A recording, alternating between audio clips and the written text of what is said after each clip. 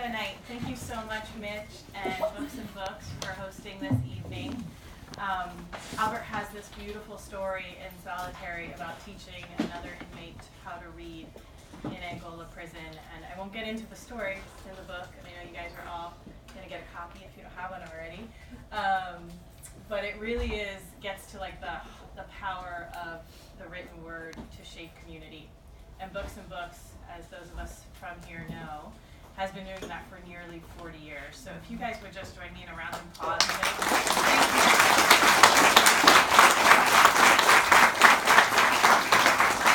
And then, if I could take one little liberty that I think Albert will appreciate, my mom is in the audience tonight. She's right there. And I have not American Mother's Day just passed this Sunday. Haitian Mother's Day is this coming Sunday. My mom is originally from Haiti, Haitian American, so we're going to be celebrating a little bit late, but if you could just join me in a round of applause to wish her happy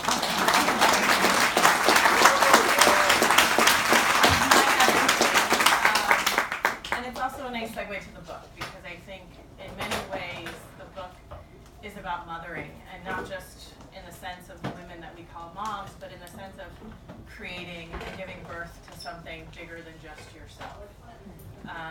But it's also, in a very real way, about a woman that you call Mama. And so I thought we might start there. If you could tell us a little bit about this gem of a woman, Ruby Edwards Mabel. Yes. Well, my mom was an extraordinary woman. And, of course, as a young teenager, I rebelled against all of the principles and the values and that she was trying to teach me. I thought she was trying to control my life. We're talking about the 60s, when opportunity for black folks was almost non-existent. So, my mom knew that as I, got older, that my next step would be the street, or what we call the gang, the hustle, petty criminal activity and stuff. And she fought so hard, to try to stop that. But unfortunately, we live in a country that, in my opinion, is as racist today as it was, and that racism and the way it's applied, the systemic application, is much changed, and it's in codes now, but it's still as painful and effective and evident that we have a president who has openly, embraced white supremacy. So, my mom was fighting against all of these things. She was a single parent after being married, 20-something years, which is another story in itself. My dad was a career Navy man, and for 25 years, he attained the rank of Grand Master Chief, and he was at the time that he was forced to retire, he was the head chef on the aircraft carrier, so he had the responsibility of 5 different galleys feeding over 5,000 men and women, and a great amount of responsibility. So being forced out of the Navy into the real world, I guess you could say, he became just another black man, to be scorned and disrespected, difficult to find work, and it took a toll, and he began to drink and became abusive, and to the point where, my aunts told my mom, you have to leave. We were living in LaGrange, North Carolina at the time, and she like, you gotta leave, sooner or later James is gonna go too far. That's my dad's name, James Faber. And so, eventually we left and went to New Orleans, where, my mom and I were born, and lived until the street claimed my life, in spite of the valiant fights of my mom, the extraordinary sacrifices she made, and the qualities that she tried to instill in me, somehow they stayed in me but hidden. And eventually they became the foundation of everything I achieved and everything I became while in a 9x6 cell in solitary confinement. So, I'm happy to see that she lived long enough. I was able to tell her that she was my voice even. And foundation of everything I am now. Started with her. Can't imagine how proud she is. If we could, before we jump into the book, talk a little bit about process. So Maya Angelou, she says that there's no greater agony than having an untold story inside you. And then there's a bunch of writers, too many to list, that talk about how writing is just a really torturous process. Like, somebody says you sit at a typewriter and then you bleed. What was the process like for you? I mean, you worked with this phenomenal woman, Leslie George. If she was here tonight, I would make you guys do a third round of applause because she really is wonderful. But what was hard? Did it just flow? Could you tell us about that? No, it was very difficult. As a matter of fact, if it don't be for this, this may have been a different kind of book because, for 44 years and 10 months, I lived in constant agony and pain. And it was a 24-hour-a-day fight to maintain my sanity. And not just be another prisoner, but to be a prisoner who stood above other prisoners in the sense that, I became a political activist. And I felt it was my obligation, my duty, my responsibility to fight against Angola had been designated as one of the bloodiest prisons in America at the time. This was in the 70s. And there was so much corruption and brutality and crime and active sexual slave trade going on. And so by that time I had joined the Black Panther Party. I had a political awakening, a level of conscience. And as I said, the very thing that I rebelled against from my mom was the thing that became the foundation that helped me to do so many other things and endure, 44 years and 10 months of solitary confinement. For as long as I've known you, and I met Albert for the first time in 2008, you have talked about having this book inside you. And the contours of it were pretty definite that whole time. But I will not forget you telling me once that you could not start writing it until you were released from prison, that there was no way for you to write while you were incarcerated. Why was that? Why couldn't you start writing solitary while you were in solitary? Well, from my point of view, it would be like giving up, believing that I would never go free. And I never ever felt that, one day I would, be free. Oh, but free,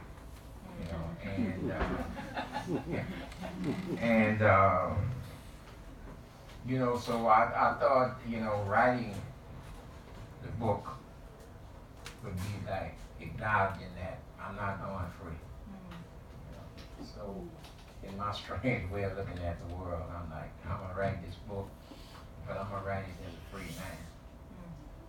And so, but in a strange way, I was writing because, I was like a diary, things that, how they affected me, impressions of individuals or events made on me over the decades and stuff, and it was so strange because I was able to smuggle about 20 years of notes out the prison by my brother Michael, who was my rock, And he went somewhere and visit his friend or something, and he come out in the car sitting on Center Plaza. So it was like 20-something years of notes and impressions and all that somewhere, And but I wanted to write this book because one, I knew or I felt as though I had something to say to the world, especially about the abuse and the horrors of solitary confinement, and about race, institutional racism, individual racism, and the systemic application of racism in this country. And I wanted to write this book because I can only make so many appearances, and I can only, go to so many places. But these books gives an opportunity. It's an extension of me. It's an extension of my life, and my mom used to always say, "Boy, change is 100% desire, 10% doing." So I wanted to share that, and hopefully, what I've been through, my transformation from a petty criminal to a man, who considers himself to be honorable and distinguished as a social activist. So, those were some of the factors that motivated me. But I also had enough sense to know that there was so much, my life has been filled with so much pain and so much cruelty, and that I couldn't do it. I could do it by myself, but it wouldn't be the book it is now. So, trusting less Idris Supporter started out as a journalist in 1998. And so, trust that I built up over the, years in her. And so I asked her, would she help me, write the book? And she extracted some promises, and so we started, and we must have argued 1,000 times, because yeah, because she, it was issues I didn't want to deal with, especially losing my mom to cancer in '94, and my sister, and it's a tradition in black families to say that final goodbye. And that's usually at a wake and a funeral, and I was denied that. In spite of the prison having a policy that allowed prisoners to go home to go to funerals of, his mom or dad, because of my political activism, because of my beliefs and my activities within the prison system, I was denied. And it was a burden that I had to carry until April 20th, 2016. It would have been April 19th, but as you know, there was a paperwork mix-up. I'm just going to add a little context here. April 19th was the day that Albert was released. On my birthday. As long as I've known him, he's always said the first thing he's doing when he gets out is going straight to the grave where his mother is buried to say goodbye. And unfortunately, paperwork got in the way of that. Delayed us about 2 or 3 hours. Yeah. And so we, being, true to my word, my brother Michael, as I said, who has been my rock through all of this. We went from the prison, city jail to the graveyard. Unfortunately, the graveyard was closed. So like I got out the car and I started climbing the fence, and my brother like, whoa, what you doing? Trespassing today. I'm going to say goodbye to Mom. He said, you don't even know where the grave is. I'm like, it don't matter, I'll find it some kind of way. He's like, no, we ain't gonna do that. We just got out of prison. He said, look, let's go say goodbye to Bar, who was my sister, and my childhood friend who she eventually married. And we'll come back tomorrow, and say goodbye to Mom. So, against better judgment, I relented. And so we went to say goodbye to my sister and my brother-in-law. And the next day, we went in some store and bought every flower we could see, and we went to the grave, and I was finally able to release that burden of not being able to say, goodbye. I am going to ask you to tell us about solitary confinement. Most of us in the room understand that it's 23 out of 24 hours a day locked down in a single cell. But you know, and you just alluded to one of the other indignities, like not being able to say goodbye to your loved ones. Can you tell us more about sort of what the actual day-to-day lived experience is of being in lockdown? Well, you're in a cell, in this case, a cell 9 by 6, 9 feet long, 6 feet wide. Actually small, because you have bunk beds attached to the wall, and there's a metal zinc toilet bowl combination in the back of the wall, and there's a metal table and chair. So you have this very narrow space, you know. And these, you have to remember, these are cells that were built almost 100 years ago. So they don't resemble these new cells of solitary you see in movies and stuff, with all this space and all that, you know. And you know, it's hard. You know, it's kind of hard for me because I'm still learning a lot about myself. But it's very difficult for me to put into words what is it about me, what is it inside of me that where other men went insane, and other men hurt themselves, and other men lost their dignity, pride, self-respect, sense of self-worth, that I wouldn't. You know? And I think it all goes back to my mom. You know, my mom was functioning, she could only read or write her name. The sacrifices she made and the example she set. There's a poem in front of the book called Echoes. It's my tribute to my mother personally and to all mothers because of you know what they do. You know, they're to give us a life, and that I can't imagine anything greater than that. And you know, she was just such a remarkable woman. And as I said, it took me about approximately 20 years to define the kind of person I be, the kind of man I want to be. After years of, you know, self-education and experiences and just developing wisdom, being and becoming a leader of other men, you know, really coming to who I am, you know, the man that's sitting here now. And I never forget, you know, when I found out she had cancer. And she must have knew the news, you know, the end was close.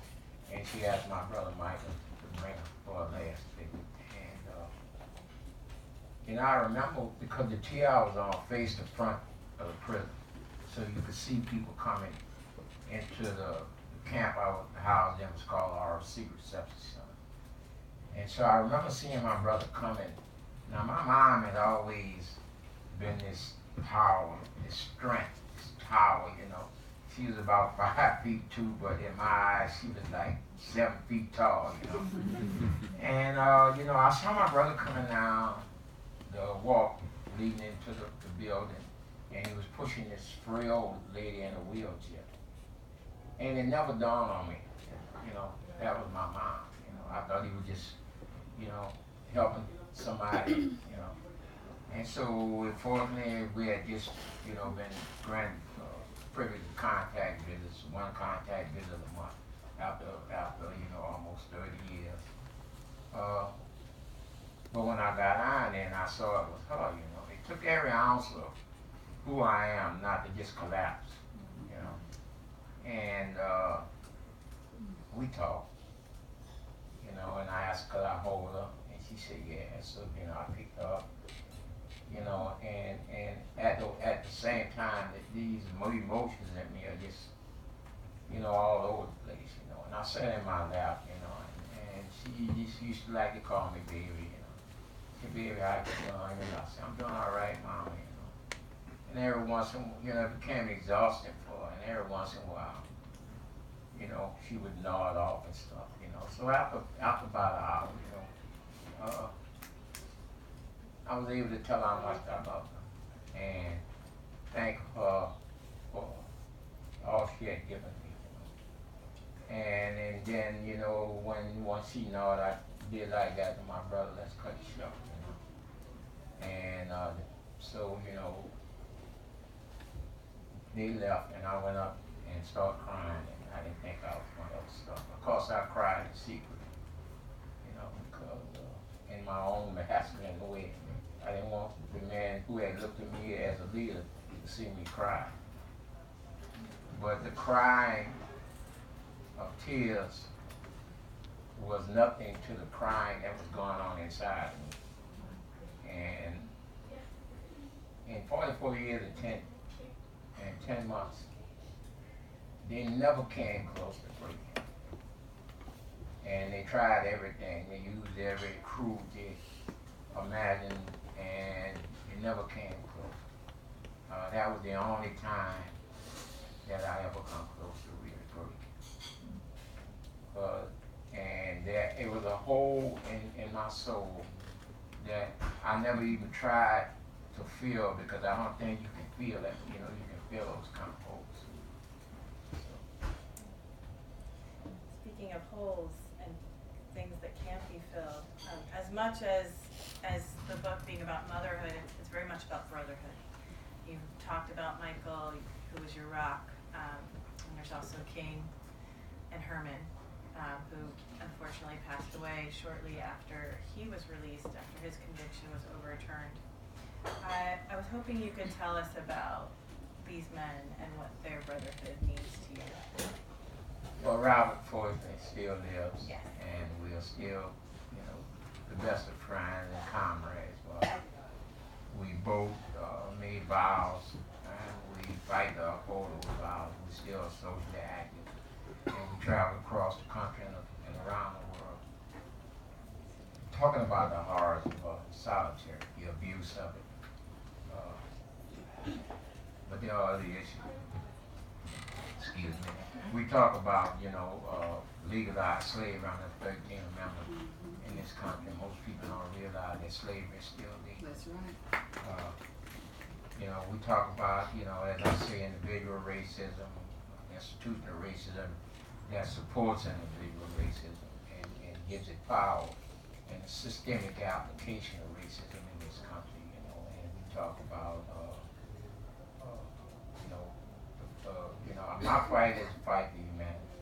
You know, that was the focus point for the three of us. You know, the love we had developed for being a part of humanity, and believing that given the opportunity, humanity, you know, we could become better, and we could treat one another better, and we could create better societies. And so, you know, that's, you know, I have 4 beautiful great grandbabies. And I don't want either one of them 30 years from now to be sitting where I am trying to explain away, to get people to understand what's going on with humanity and what's going on in this country. Actually, I don't want to do a lot of reading, but there's one passage that I wanted to read and ask you about, and this was set in 2016, shortly before you actually did get to be released. I stopped taking my hour out of the cell. The guard would come and ask me if I wanted yard, and I'd say, nah, not today. In my cell, I watched CNN. I'd been watching the news about police shootings of unarmed black people and following the Black Lives Matter movement. It hurt me to see organizers of Black Lives Matter tainted as being racists. It hurt me to see black people needing to state the obvious, that we mattered. I thought of the black sanitation workers who went on strike in Memphis in 1968. Black workers wore placards that read, "I am a man." 50 years later, and the humanity of black people is still in dispute, question mark. I wanted to ask you, jumping off of your last point, whether you think we will get there where the humanity of black people doesn't involve a question mark, and how? Well, I have to believe, you know, if I stand for nothing else, I would like to be remembered as a man of determination and strength and belief. I think to come from a product of the racist capitalist economic system in this country to a man of humanity now, it is a journey that started and still continues.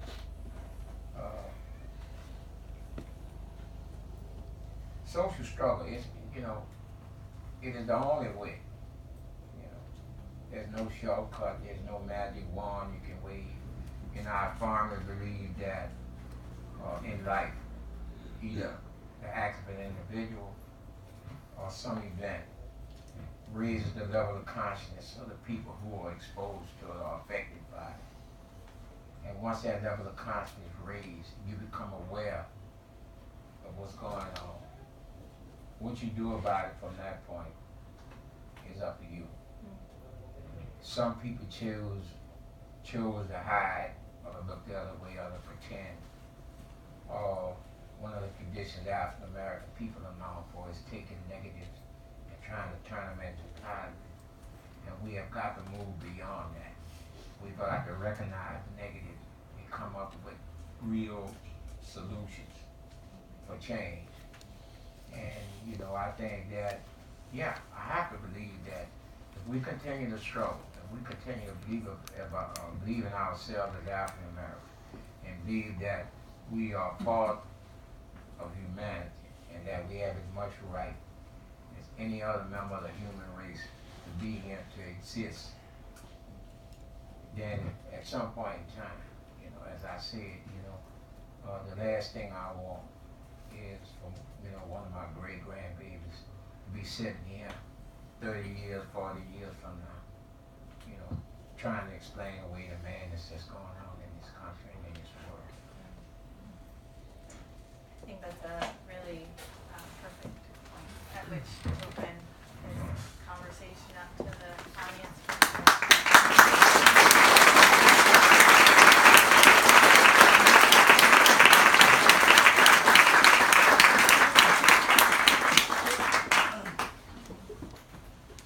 Yes. Hi, what do you think was the turning point for you to become such an activist? Like that you changed from a person who rebelled, got in trouble, ended up in prison, and then really like spent time looking at your life and saying it's time to be an activist and make things better. Like what was that point for you? You know, I tell people that, you know, the voice of the street was louder than my mom's. And the voice of the Black Panther Party was louder than the voice of the street. Oh. That was the beginning. As I said, you know, while I was still a petty criminal, like most Americans, especially blacks, everybody became aware of the Black Panther Party because of the way it exploded onto the scene in this country. And so, you know, eventually my crime life cut out. I was sentenced to 50 years for armed robbery, and I escaped. Very same day that I was sentenced, I escaped. And eventually I, you know, wound up in Harlem because I was familiar with Harlem from my criminal days. But this was a different Harlem. This was a Harlem that had Black Panther Party members, men and women. And I had always noticed in myself and other black folks this sense of fear that was always right below the surface, that whatever they wore, whatever they had achieved could be taken away, you know. But I didn't see this in these men and women. You know, I saw, you know, courage and determination. I saw people taking control of their neighborhoods. I seen people protecting their senior citizens and stuff, and you know, but I didn't quite come to that. At that time, my interest was the women in the Black Panther Party. You know, I never saw such beauty, and of course, I come to realize later on that the beauty that was affecting me so deeply was not the physical beauty, but it was the beauty that was coming from inside. And of course, you know, I would, you know, hit on them, and these women were talking about revolution and self-determination and dignity and pride stuff, and I was totally lost. I had no idea, because these were new concepts to me, you know. And eventually, you know, the extradition warrant, I was arrested, and there was an incident in New York called Panther 21, in which the New York police had attacked Panther's headquarters. And they placed 4 members of those 21 Panthers on the chair with me. And, you know, they start off, you know, I noticed right from the beginning, they were not the normal prisoners, you know. And so they started holding political classes, and like I was listening, but I wasn't hearing. So a prisoner came now from upstate New York. He had a 25 to life prison sentence, and he had a book called A Different Drama. It was a fictional piece of work based in reality. It was about the great migration of black folk from the south, most of the southern states, to the west and the north and east of the country, because they thought that this was the promised land. And but what I took away from that book was that, you know, one person could make a difference. One person could change. And it reflected back to us, one of the echoes of my mind when she said change is 100% desire, 10% doing. And as I began to participate in these political classes and stuff that were being held on the chair, I began to understand a lot, you know, how society functions, social institutions, economic oppression, economic exploitation. And I come to the realization that I was not a bad person. And I was not in prison because I deserved to be. I was in prison because premeditated, systematic, economic, political, and social systems. And you know, I can't tell you how it was a defining moment in who I am, you know, because I realized that I do have something to offer. You know? Of course, at this point, I never, you know, thought that, you know, I would become a member of the Black Panther Party. That they would see in me what I saw in myself, and you know, embrace me and accepted me as a member. And so that was pretty much it happened in a prison cell in New York in what's called the Manhattan House of Detention or the Tombs. And since that point until this moment, I've been, you know, politically active. Awesome. Thank you. Yes. I just can't understand how you kept your humanity and your softness. I was listening to your book on Audible, and the poem echoes. It was way into the book, and it was on Mother's Day, and I just cried, tears, all the way. And I don't know how you're not angry, that you just want to come in and just like, because I don't think many people could keep that humanity and that gentleness. And I hope you publish your poems in a separate book altogether, because they're beautiful, and you must be a very, very bright man. Thank you. Well, I would say I'm not angry.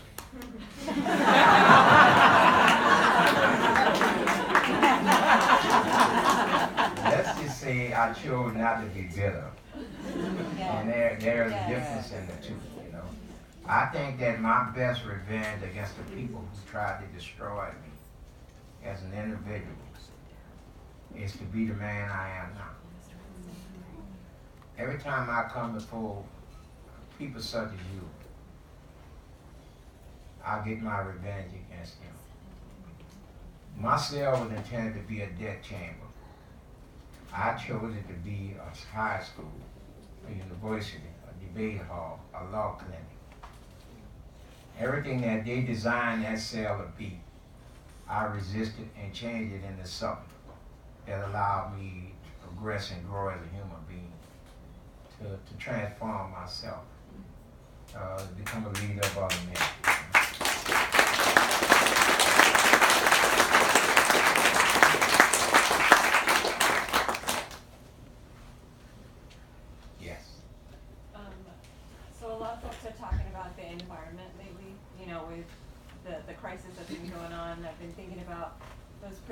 in Virginia and South Carolina that were not evacuated during the hurricane.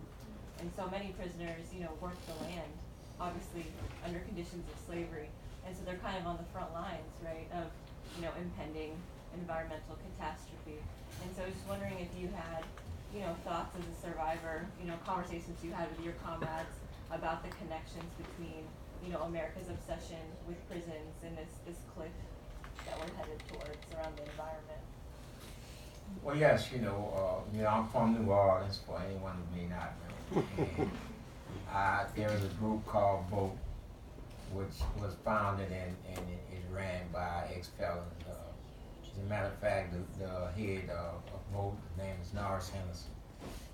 He made it possible for me and Harmon and King to get a hold of law books and stuff to teach ourselves the law. And a lot of other books, books on black history and stuff. He, at the time, he was working in the prison library. And the prison library got the books from universities and high schools and stuff. And they had, stuff in the library that they had no idea was there. I remember the book on COINTELPRO came out, and if you don't know what it was a program designed by J. Edgar Hoover to destroy activists. Not, the emphasis was on the Black Panther Party, but the emphasis, the 60s was a time of revolution in this country and upheaval and stuff. So this program was designed to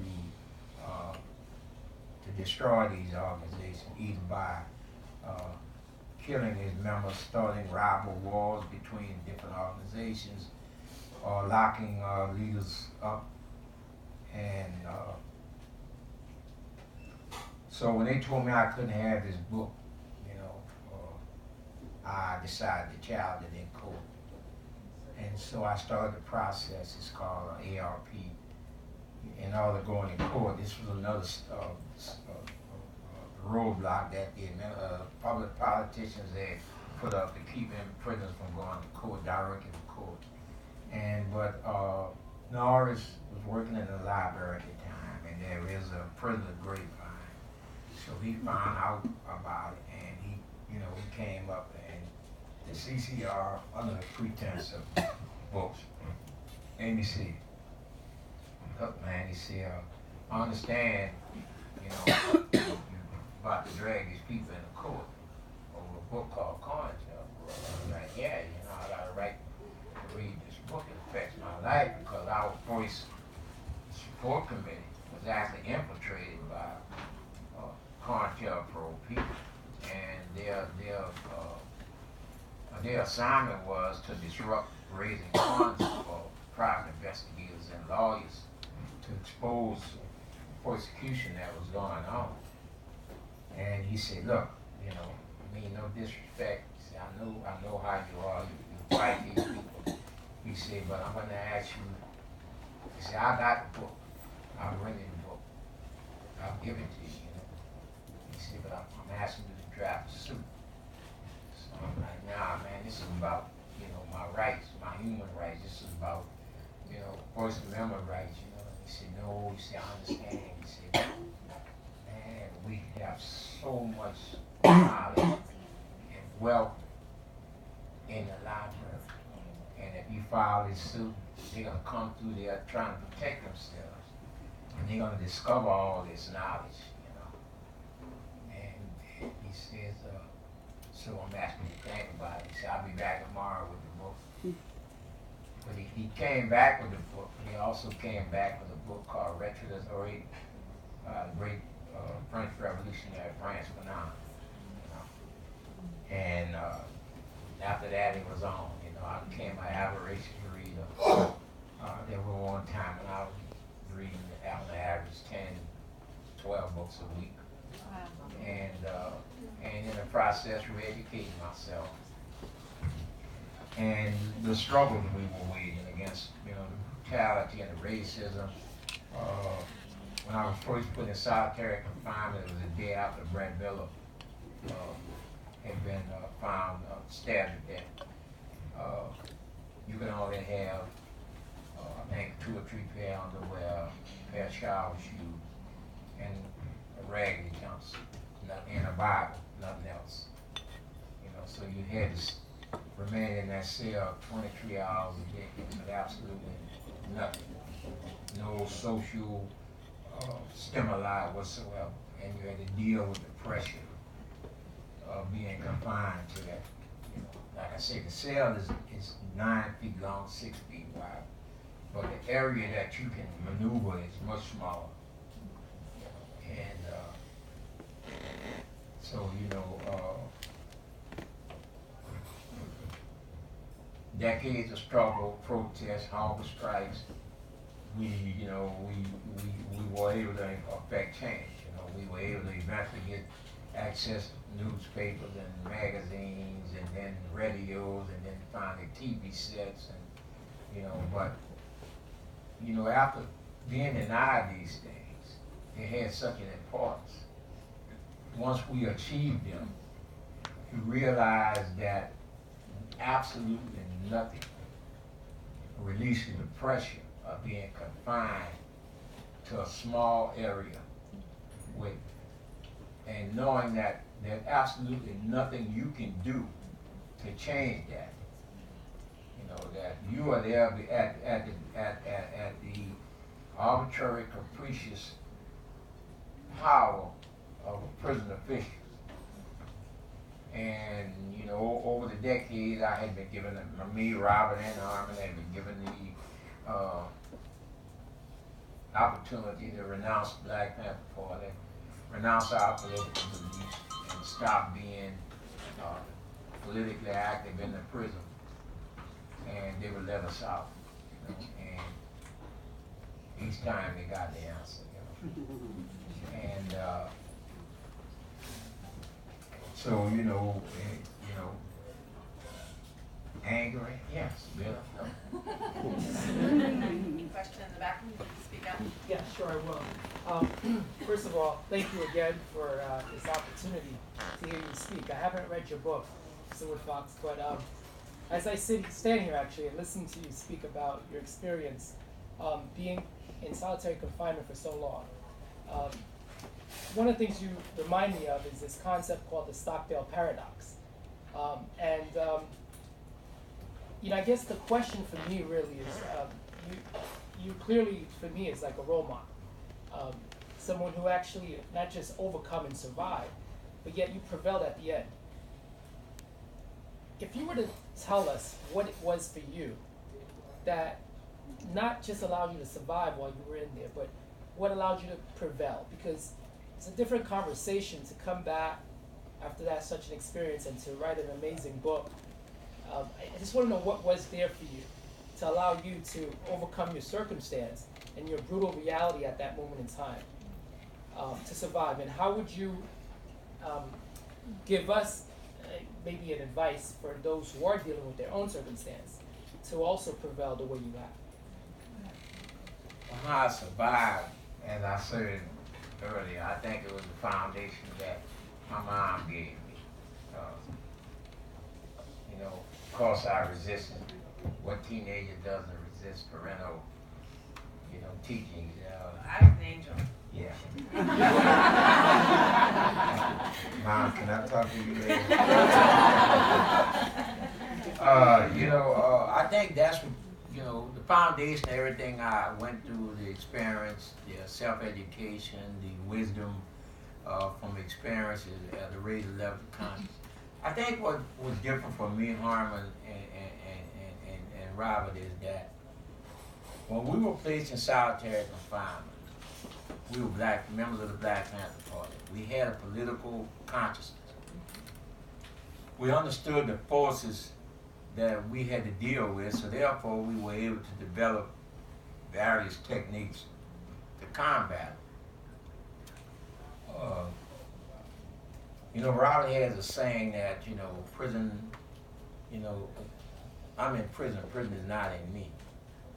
And like I said, so when I, you know, developed a level of consciousness, I realized that, you know, I was somebody. I had something to contribute to humanity, that I had dignity and pride. I had within me, I'll say that, I had within me the quality to have dignity, pride, self-respect. That I had the power to define the kind of human being I want to be and the kind of battles that I wanted to wage. So, it was so strange because at first the three of us was on different tiers.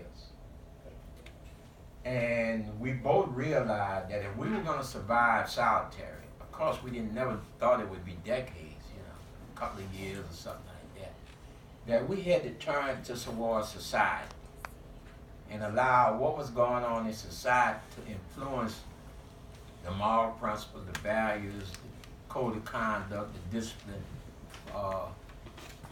that shaped us as human beings, and not turn inward and become institutionalized and allow the culture of prison to determine what kind of human being we were going to be. And so, that, I guess in a sense, that gave us a foundation that the other men didn't have. It gave us a point of reference. It gave us the motivation to want to teach other men and stuff. Corinne and I was talking about it earlier, and I was once asked what was the greatest thing I thought I had ever achieved in 44 years and 10 months of solitary confinement. And I think the greatest thing I ever achieved was to teach another man how to read and write. And I remember his name was Charles, and I remember one day we were sitting down and he was reading from a high school book. So in a matter of six months or more, he had went from not being able to read or write to reading from a high school books. And I remember he stopped and he looked at me and he said, man, open the world on me. Wow. And he became an avaricious reader himself. And the man that they put in solitary confinement died that day, and a new man was born.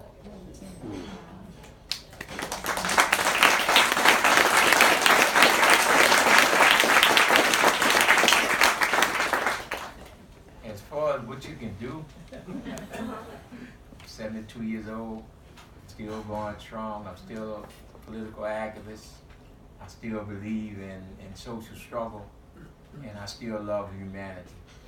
And so if you can hold on to that, if you can embrace that, if you can let that become a part of who you are, I think we got a chance. Are we okay on time? Do we have time? Yeah, we're okay. I was a part of the solitary confinement. I have no concept of. I sort of see it what it's like in the movies. Where you say you have like 1 hour in 24 that you can actually go out and move around a little bit. But in those particular cells, are there any windows or? Well, Angola, because it was such an old prison, it was a unique situation in that they had bars at the front of the cell. Most prisons in the early stages of building cells for solitary were totally concrete with a door. And in Angola, as I say, we had a bar system, and across the hall were windows in front of each cell. So when you came out on the tier for your hour, you had the opportunity to move up and down the tier and see the other men. Each tier had 15 men. So it wasn't straight bars, it was just a window that you could look out. But how about? No, the front of the cell was totally was open. bars. Okay. Instead of a whole concrete cell. But how about like for sunlight to see the outside? Oh, that wasn't the problem, because these were big windows. Oh, okay. I mean on the outside, not on the inside. But No, there's the cells, and then there's a hallway, and then there's a wall with windows on it. So you could see the sky. Well, you can Past the see, hallway. Or something. if you're in the hall and stuff, it was strange because as a result of the hard work that Corinne and George and them did, they put us in what was called a transitional dome. They were trying to weaken the merits of our civil suit case on long-term cell confinement. But I was never in a position where I could see the moon. Right. So, But how about even just the Because if you have like a bed on the top and it's 6 by 9, it's not very big, almost like not big at all. You probably have a commode and a sink and then you got to. Well, each cell you got two mellow bunks attached to the wall, and they come out about halfway of the cell. And at the back of the cell, there's a commode zinc combination. And on the other wall, there is a mellow table with a mellow chair attached to the wall. So you really only have a narrow space from the back wall to the bars. So when you move, you're moving it within, your whole world is within that narrow space. Right, but you don't share the cloud. That's your own private. That's yours. No. Solitary means solitary. Right. One thing that I do want to add that I think this audience in particular will appreciate is that there is no climate control in Louisiana prisons. So there's 3 walls with no windows, no airflow whatsoever, and then the bars in front. And the air, to the extent it's coming in, is coming in from fans that are placed in front of the windows on the other side of the hallway. And it gets as hot, at least as hot in New Orleans as it gets in Miami. So that's, yeah. But the atmosphere. Yeah, it's I mean, having walked those, I probably worked on the case for 6 years, I'd say, before I actually walked the tier myself. And it was in the summer, maybe June. And it was, But they had some sort of air conditioning. No. No air conditioning at all. Not in cells, not in dormitories. We got a question in the back there. Speak up. Yeah, sure. Well, thank you so much for your talk. I came in a little bit later and not knowing sort of how the policy and the rules of solitary confinement work. I'm curious to know, as somebody who has family members in prison, what, if anything, if you're able to receive anything, letters, what was helpful for you? And if you couldn't get that, if you know of other prisoners that were receiving things, what would be something that I, as a person on the outside, for my family members could do? Well, we were first placed in solitary confinement, April 18, 1972, the day after correction officer was found murdered. I was the very first person they locked up for investigation.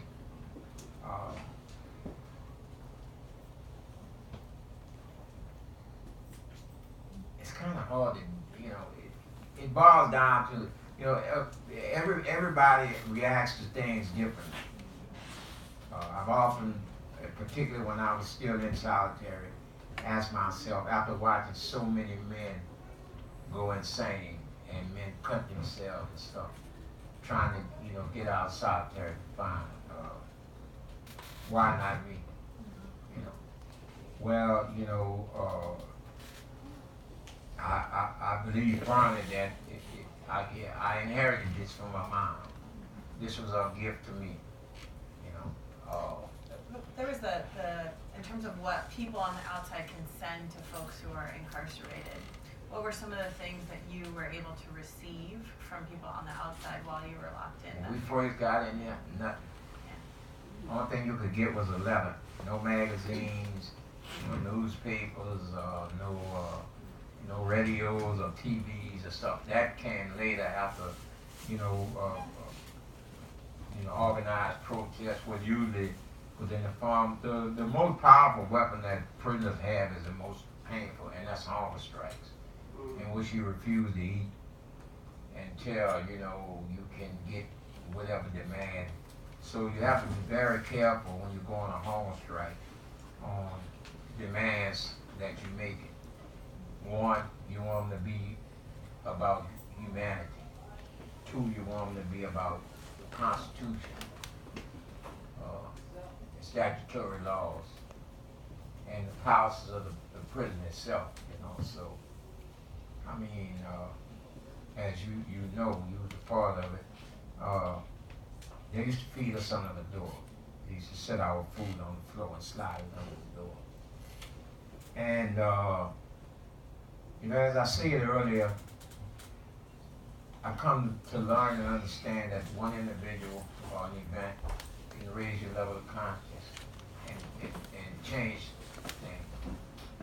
I remember one day, you know, up to that point, I used to drag my tree underneath the door just like everybody else. Never gave it a second thought. And I remember one day a guy in the process of pulling his tray under, some filth from the door fell out in his food, and he tried to get another tray, and they wouldn't give him another tray. So he took the tray and threw it out in the hall against the wall, and he just snapped. You know, he went to screaming and hollering and cursing and stuff. You know, and that really had an effect on me. I know it had an effect on Rob because him and I talked about it later on that day. You know, I came out and was able to, and you could never get right up on a cell. You had to stand at least half a hallway away.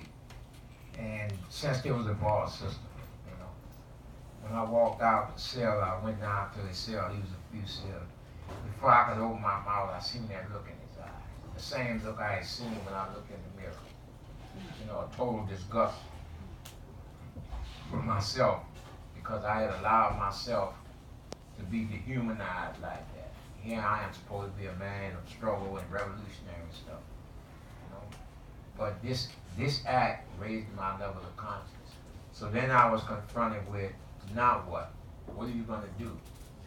You can no longer eat under this door, you know. And so we called a kill meeting and we talked about it. And the guy that threw his tray, they gassed him, and really they gassed the whole tip because there's no such thing as gassing one man. You know, and they went in the cell and they beat him up, and of course we cursed and spit on him, and we did whatever we could, you know, and they took him off the tip. So the next day, when I come out and I went to King, you know, it was like something was just driving me, you know, I couldn't sleep or nothing, you know. And I used to always go look in the mirror because my mom used to always tell me, you know, when you look in the mirror and you're not ashamed of what's looking back at you, you're doing okay, you know. And so when I went down to King's cell, and before it, you know, an hour, I saw that look in him that I saw in the mirror. And my question, it wasn't, you know, my question was, what are we gonna do about this? Because I'm not eating underneath the store again. And so, you know, we called what's called a tier meeting, and we talked to everybody, and we tried to give them a history of, you know, what was going on here and why, you know, there's no way, you know, we could eat underneath the door again. So we sent for the camp supervisor, and we're like, you need to come cut some food slots in here. You know, we're not eating off the floor no more. And so we did a petition up, and what we automatically stopped eating. So we did a petition up, sent it to the warden office, and we contacted all other tiers. Of course, we had developed a system, communication, you know, and our own languages and stuff, you know. And so we decided, you know, it was food slots enough. So 45 days later, you know. A 45-day hunger strike. Yeah. Some of the guys on the tier went passing out. And so we, you know, Rob and I being in leadership position, you know, we talked and we said, well, we got to do something, you know, because, you know. And so we talked to everybody about eating through the bars. So once it was decided, you know, that we would eat through the bars, but we wouldn't, you know, drag out food. So we sent for the camp supervisor, which was a major at that time. And we like, look, y'all want this hunger strike to end, and we not eating under the doors. So if y'all agree to cut food slots, we'll eat through the bars. And they say, oh, we don't care how you eat, because they had become concerned too, because guys, they start passing out and stuff, you know. And what really affected them is that when these guys passed out, they were taken to the hospital. and they would try to feed them, and they would refuse, you know, to eat, you know. And so they said, well, yeah, I mean, and so, you know, we thought like a couple of days or something like that, you know. So we ate through the bars for 18 months. For 18 months we stood. At first it was like you hold the tray in one hand and you eat with the other hand. And then somebody like, you know, I believe that, you know, contradictions of the motivating force of change. And so somebody come over with the idea and made a little tray out of cardboard. And so instead of holding it, we set, you know, the tray on the, yeah. And so that caught on. So, you know, the next day everybody had these little trays on their balls, and, you know, and we wasn't sure that the administration wasn't gonna, you know, come in there and tear them down and stuff, you know. And so they, I guess they, you know, didn't want us to go back and not eat. So, you know, and of course we thought maybe a week, a couple of days. So it took 18 months, we ate like that through the balls for them before. And then when they did cut, you know, they didn't just have to cut the food slots in our cells. They had to do it all over the prison because none of the cell blocks in the prison had food slots. They all had to eat under the door. So they cut the food slots all over the prison. And then they come to our building, which is RC. And they cut all the other tiers. They come to our tier last because we represented the symbolic strength, you know. And they cut all the balls except 4. First 4 cells. They say it ran out of material, and they will be back, you know, later on the day. So about a month later, they hadn't come back, and you know, some of the guys on the tier wouldn't eat through the food slot. Me and particularly King, we continued to eat through the balls. It's like the food slot wasn't eating there, you know. And so it so happened that the reclassification board meet every 90 days. It's just a procedure. It's no meaningful, you know, due process. So to a man, they went out and said, if you don't cut them balls, we're going back on our homes, right? And after the board met, about an hour later, they come up and cut the other. They were determined to make someone on that tier eat, you know, either under the door. Well, that was their intent, you know. But when they come on the tier and seen guys stand there holding their trays, eat through the balls, even though they had a food slot. You know, that spoke by the unity, the strength of unity. And so, you know, that was, you know, one of the many struggles we waged to try to improve conditions in CCR, closed cell restriction with the solitary confinement. Yeah, I have 2 very short questions. The first one, when you were teaching these other men to read, that would have taken place during your 1 free hour outside? And where did they get the books? I mean, if they couldn't read, who would send them books? Well, I have to use a dictionary to teach. You know, at the bottom page of all dictionary, there's a what you call a voice box, where how your word is pronounced as for the highest spell. So that was one of the tools I used. Since we had an open bar system, when I came out from my hour, I would go shower, and then I would spend the rest of the hour sitting in front of his cell, helping them, you know, shape words, teaching them about, you know, vowels and adjectives, whatever, you know, and using the voice skills as to how to pronounce a word, as to how it's spelled. So, I'm sorry, the other question was, the next time you go horseback riding, are you going to ride bareback again, or will you use a saddle?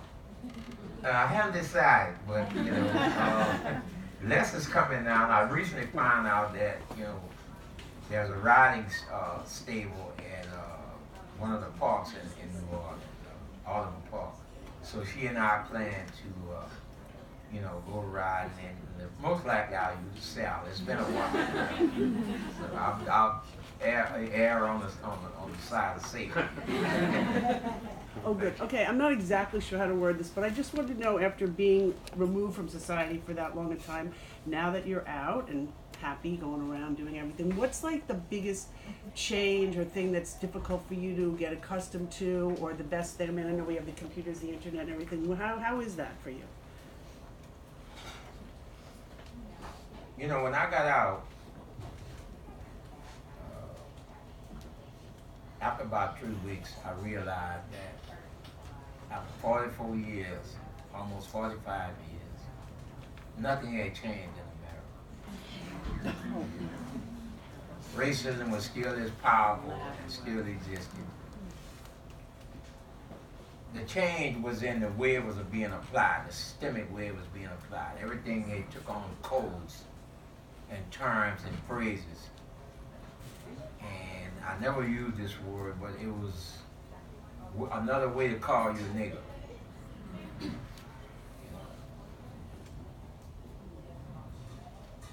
That was the thing I've noticed. And for a while I wrestled on whether or not my analysis was correct. And then Donald Trump happened. And so, you know, I kind of like pat myself on the back. So, yeah, you had it right. The biggest change is technology. Yeah, of course. You know, but you know, what is passed off for change in this country is superficial. You know, in order for something to change, it had to have roots. And the changes in this country had no roots. So therefore, they was not effective. And so that was what my first, imagine how I felt after being away from society, or part of society, I should say, for 44 years and 10 months, and then come to the realization that nothing had changed. That this country was still as racist as it was when I left society in 1969. So that was my biggest shock. I think we have time for a couple more questions, and we'll take them. Here. Yeah. So 44 and a half years, what was your perspective on time while you were in solitary confinement? Like, did you know what time of day it was? Did you feel what time of year it was? What was that like? Well, we had watches. Okay. Okay. But everything is a routine in prison. Mm-hmm. Eat at a certain time. The shower system in solitary, when we first got there, they used to let us all out at one time to shower. All 15 cells. But as time went on, there's certain protests over certain things or conditions. You know, they realized that there's strength in unity. So it's much easier to deal with one man than 15. So they start showering us one person at a time then. And so each day they start at a different cell. So like they start on cell 1 today, cell 2 today, and they work their way all the way around. So you could pretty much estimate what time you're going to come out to shower and stuff. They feed every day at the same time. You know, so the routines are really the clock. You know, and it's amazing because if child, which is the food they refer to, if child is 5 minutes late, then you have guys start screaming at the tier sergeant, you know, and using some pretty creative language, you know, on where's the food, you know. So that's pretty much how you keep track of stuff, routine, you know. Question over there. Recently, we've seen celebrities like Kim Kardashian help get some prisoners who've been either wrongfully convicted or unfairly convicted out of prison.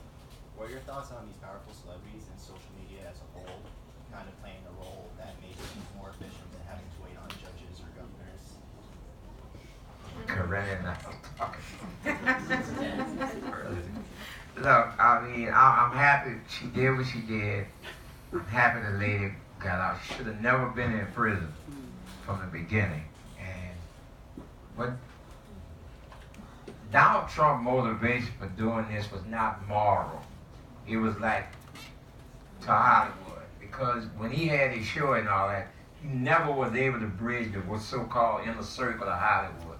He was shunned and things. So, you know, a lot of things, you know, this was his way. I mean, we all know Kim Kardashian's reputation, the sex tape and all that there and stuff. So it was his way of like saying, up you know. But hey, you know, King has a saying that, you know, if you throw enough pebbles in a pond, you create waves. If you keep throwing pebbles, you create tsunamis, and tsunamis bring change. You know, so Kim threw a rock, she created a wave, a woman is free. I'm okay with that. But I don't think for 1 minute Donald Trump did it because of a moral, you know, perspective, you know. Are you a spiritual or religious person, or is your activism your religion? That is a, you know, I consider myself to be a very spiritual person. I don't subscribe to any particular religious order or practice. I don't have a problem whatsoever with people who, you know, religious or, you know, stuff. But I think I'm a very spiritual man because of the fact I'm able to connect with other people and events. When I get involved with something, I give it my all, you know, and I'm willing to make whatever sacrifice that's necessary, even if it comes down to the ultimate sacrifice. And I've faced that situation so many times, and you know, so yeah, I'm very spiritual. You know? And my spirituality just comes from a different perspective. We have time for one more question, and I'm going to take it. So the question I have is, we're all sitting here entranced by your story, and maybe it's a question for both of you. When we leave here, other than just having the thought of how moving and how energizing and how angry we are to hear what you had to go through, what, both Karine and you, what can we do? What should we do? How do we activate from your experience?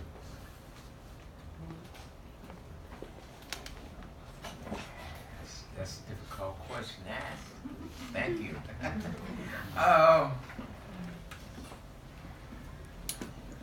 You know, I think we was doing an event over in Sweden or somewhere, and this woman asked me, you know, how would I like to be remembered? I'd like to be remembered as a man who proved or stand for the strength of the human spirit and determination, and that a person who never gave up, never backed down, no matter what the cost.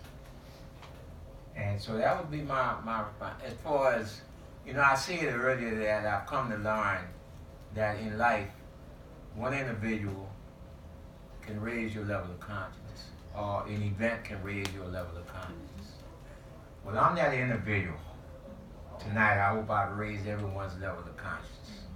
What you do from this point on is up to you.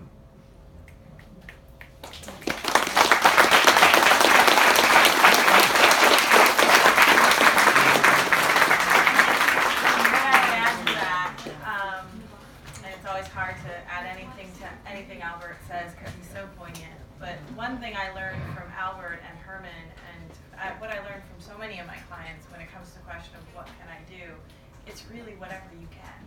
Like, you know, these men were confined 23 hours a day in lockdown. And what they could do was circumscribed in so many ways, and yet they did, right? So I think it's a personal reckoning. Like, what more can I do?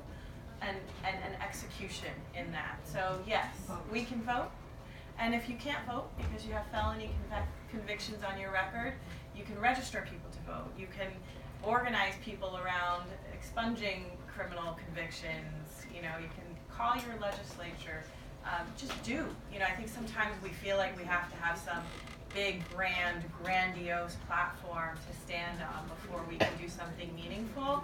And the life of Albert and Herman and so many of my clients is really a testament to the fact that that's not true. Yeah. You just have to have a day. And to add to that, the voting part. Please stop voting for politicians because you agree with one thing. You know, and that's pretty much the history in this country. If a politician played to, you know, I'll use an example of pro-life, pro-choice. You know, whether you're pro-choice, pro-life, whatever. You know, and a politician come before you and say, "Well, I'm for what you believe in." That's only the beginning of the inquiry. What are your positions on foreign policy? What are your positions on economics? What are your positions on taxes? You know, you have to find out who these people, who they are as a whole, not because they agree with this one thing you agree with.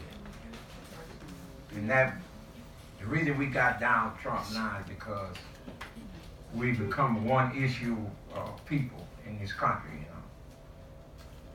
Well, what an evening. Thank you.